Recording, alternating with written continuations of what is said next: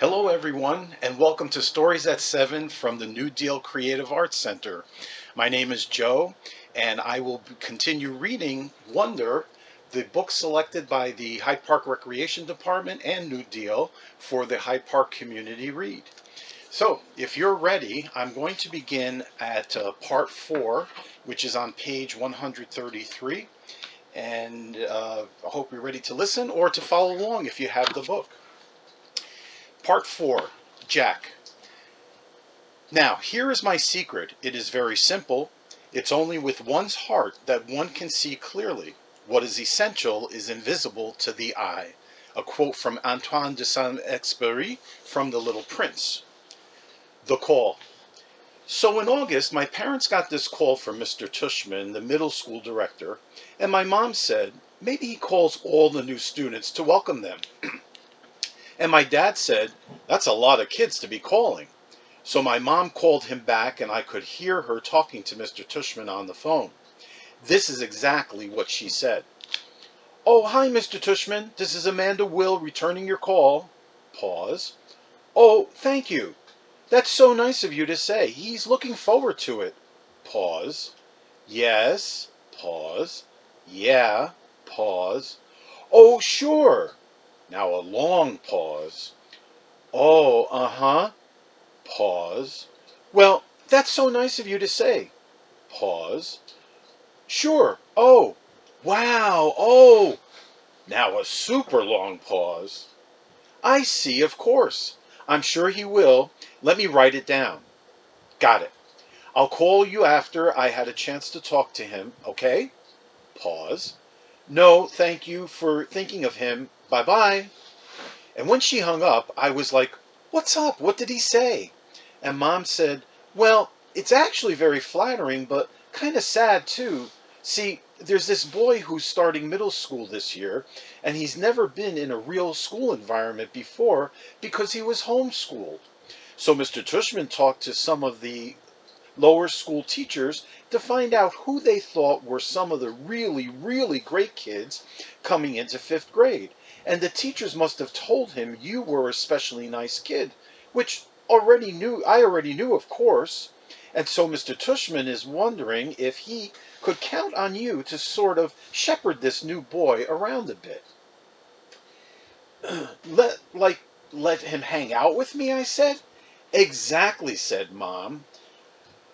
But why me? Well, I told you, your teachers, Mr. Tushman, that you were the kind of kid who's known for being a good egg. I mean, I'm so proud that they think so highly of you. Why is it sad? What do you mean?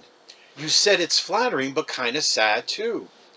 Oh, Mom nodded. Well, apparently this boy has some sort of, I guess there's something wrong with his face or something like that. Not sure. Maybe he was in an accident. Mr. Tushman said he'd explain a bit more when you come to the school next week.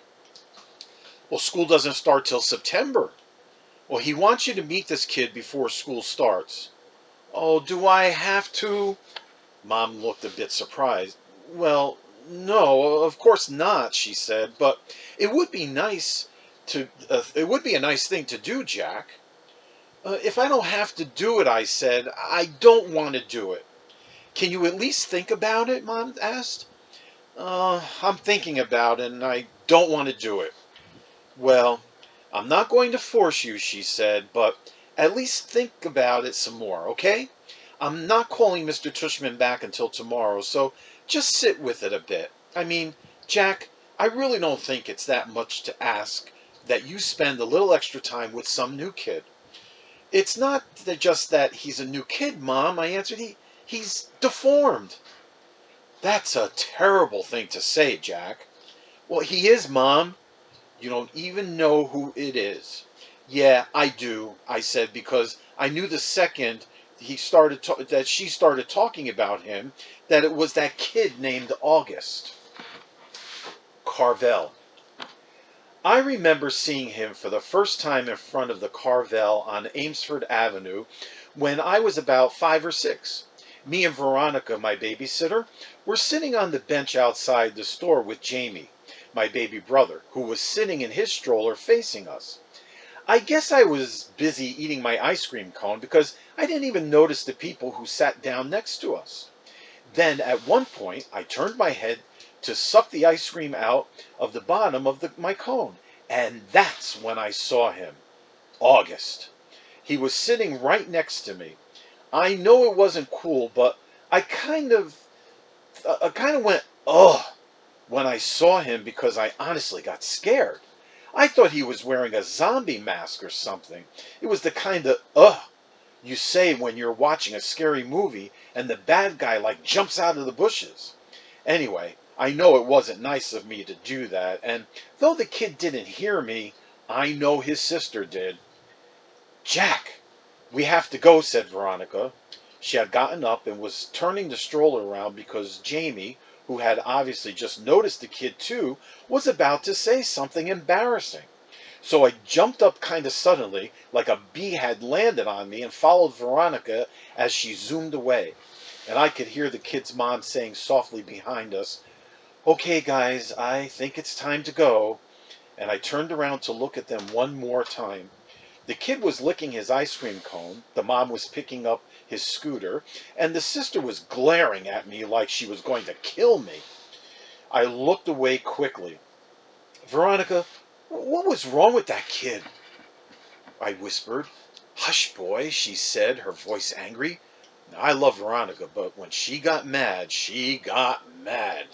Meanwhile, Jamie was practically spilling out of his stroller, trying to get another look as Veronica pushed him away. "But Veronica," said Jamie. "You boys were very naughty," said Veronica, as soon as we were farther down the block. "Staring like that." "I didn't mean to," I said. "Veronica," said Jamie. "Us leaving like that," Veronica was muttering. "Oh, Lord, that poor lady. I tell you, boys, every day we should thank the Lord for our blessings. You hear me?" "Veronica." "What is it, Jamie?" "Is it Halloween?" "No, Jamie." "Then why was that boy wearing a mask?" Veronica didn't answer. Sometimes when she was mad about something, she would do that. "He wasn't wearing a mask," I explained to Jamie. "Hush, Jack," said Veronica. "Why are you so mad, Veronica?" I couldn't help asking. I thought this would make her angrier, but actually she just shook her head. "It was bad how you did that," she said. "Just getting up like that, like we'd just seen the devil. I was scared of what Jamie was going to say, you know. I didn't want him to say anything that would hurt that little boy's feelings. But it was very bad, us leaving like that. The mama knew that was what was going on. But we didn't mean it," I answered. "Jack, sometimes you don't have to mean to hurt someone. You understand?" That was the first time I ever saw August in the neighborhood, at least that I remember. But I've seen him around ever since then, a couple of times in the playground, a few times at the park. He used to wear an astronaut helmet sometimes, but I always knew it was him underneath the helmet. All the kids in the neighborhood knew it was him. Everyone has seen August at some point or another. We all know his name, though he doesn't know ours. And whenever I've seen him, I try to remember what Veronica said. But it's hard to not sneak a second look. It's hard to act normal when you see him. Why I changed my mind. "Who else did Mr. Tushman call?" I asked Mom later that night. "Did he tell you?"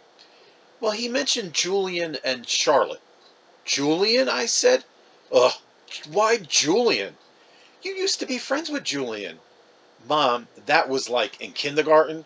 Julian's the biggest phony there is, and he's trying so hard to be popular all the time."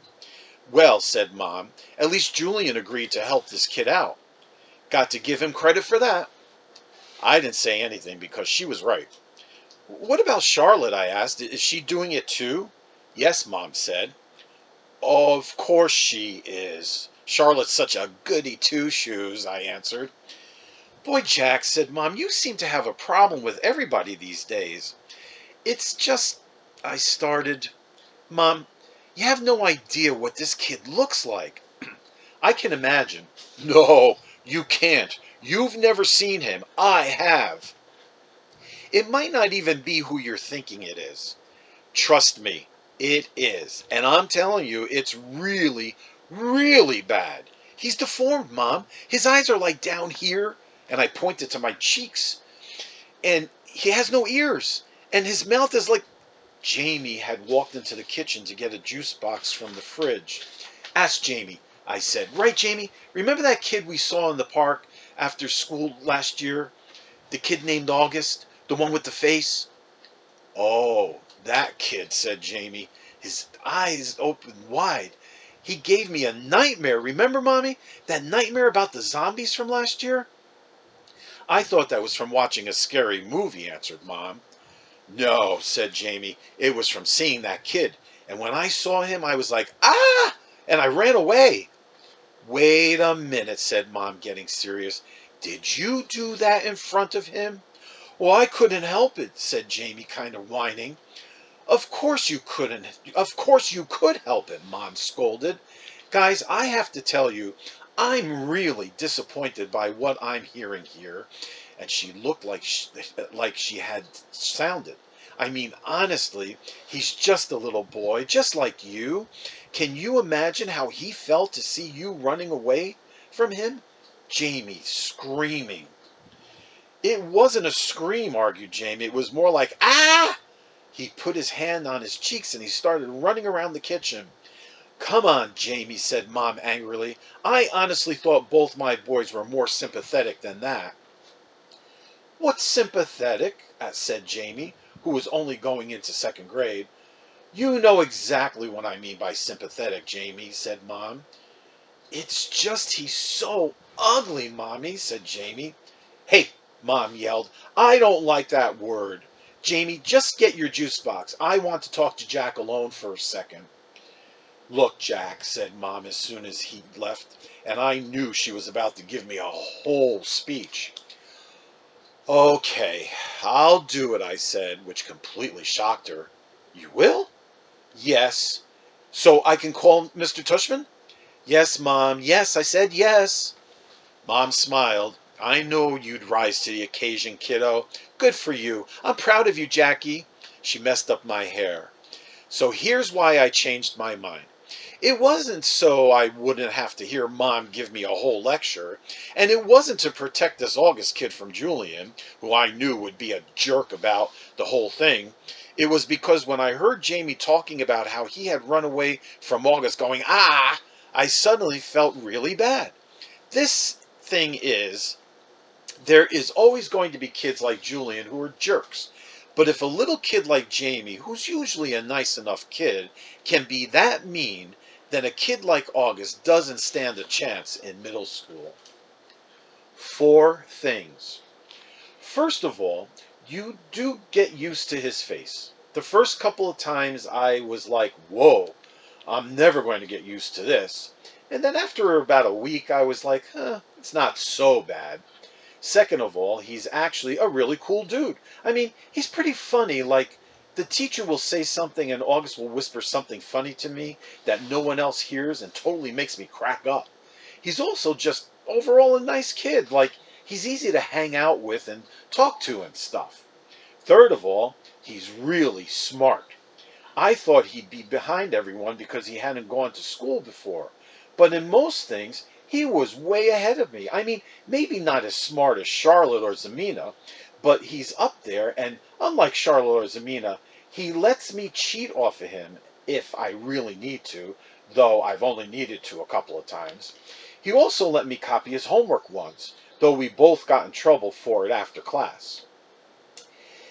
The two of you got the exact same wrong answers on yesterday's homework, Mr. Rubin said, looking at both of us like she was waiting for an explanation. I didn't know what to say because the explanation would have been, oh, that's because I copied August's homework. But August lied to protect me. He was like, oh, that's because we did our homework together last night, which wasn't true at all. We're doing homework together is a good thing, Ms. Rubin answered, but you're supposed to still do it separately, okay? You could work side by side if you want, but you can't actually do your homework together, okay? Got it? Well, after we left the classroom, I said, "Dude, thanks for doing that." And he was like, "No problem. That was cool." Fourthly, now that I know him, I would say I actually do want to be friends with August. At first, I admit I was only friendly to him because Mr. Tushman asked me to be especially nice and all that. But now I would choose to hang out with him. He laughs at all my jokes, and I kind of feel like I can tell August anything. Like he's a good friend. Like if all the guys in the fifth grade were lined up against a wall and I got to choose anyone I wanted to hang out with, I would choose August. Ex-friends. Bleeding scream? What the heck? Summer Dawson has always been a bit out there, but this was too much. All I did was ask her why August was acting like he was mad at me or something. I figured she would know. All she said was, bleeding scream? I don't even know what that means. It's so weird because one day me and August were friends, and the next day, whoosh, he was hardly talking to me, and I haven't the slightest idea why. And when I said to him, "Hey August, you mad at me or something?" he shrugged and walked away. So I would take that as a definite yes. And since I know for a fact that I didn't do anything to him to be mad about, I figured Summer could tell me what's up. But all I got from her was bleeding scream. Yeah, big help. Thanks, Summer. You know, I've got plenty of other friends in school, so if August wants to officially be my ex-friend, then fine. That's okay by me. See if I care. I started ignoring him like he's ignoring me in school now. This is actually kind of hard since we sit next to each other in practically every class. Other kids have noticed and have started asking me in August if me and August have had a fight. Nobody asks August what's going on. Hardly anyone ever talks with him. I mean, the only person he hangs out with other than me is Summer. And sometimes he hangs out with Reed Kingsley a little bit, and with the two Maxes, he got playing Dungeons and Dragons a couple of times at recess with them. Charlotte, for all her goody two shoes, doesn't even do more than nod hello when she's passing him in the hallway. And I don't know if everyone's still playing the plague behind his back because no one ever really told me about it directly.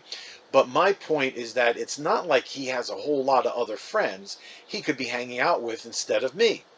If he wants to diss me, he's the one who loses, not me. So, this is how things are between us now. We only talk to each other about school stuff if we absolutely have to. Like, I'll say, "Why did Ruben say the homework? What did Ruben say the homework was?" And he'll answer, or he'll be like, "Can I use your pencil sharpener?" And I'll get my sharpener out of my pencil case for him. But as soon as the bell rings, we go our separate ways. Why this is good is because I get to hang out with a lot of kids now. Before, when I was hanging out with August all the time, kids weren't hanging out with me because they'd have to hang out with him too. Or they would keep things from me like the whole thing about the plague. I think I was the only one who wasn't in on it except for Summer and maybe the D&D crowd. And the truth is, though nobody's that obvious about it, nobody wants to hang out with him. Everyone's way too hung up on being in the popular group, and he's just as far from the popular group as you can get. But now I can hang out with anyone I want. If I wanted to be in the popular group, I could totally be in the popular group. Why this is bad is because, well, A, I don't actually enjoy hanging out with the popular group that much, and B, I actually liked hanging out with August. So this is kind of messed up, and it's all August's fault. Okay, we'll leave off there for tonight. Uh, if you'd like, you can go on to the Hyde Park Recreation's webpage or the town's webpage, Hyde Park Town's webpage, to find out some more information about the Hyde Park Community Read and also find some fun activities and ideas that you could do related to the book. All right, everybody, thanks for tuning in, and I will see you tomorrow night. Good night.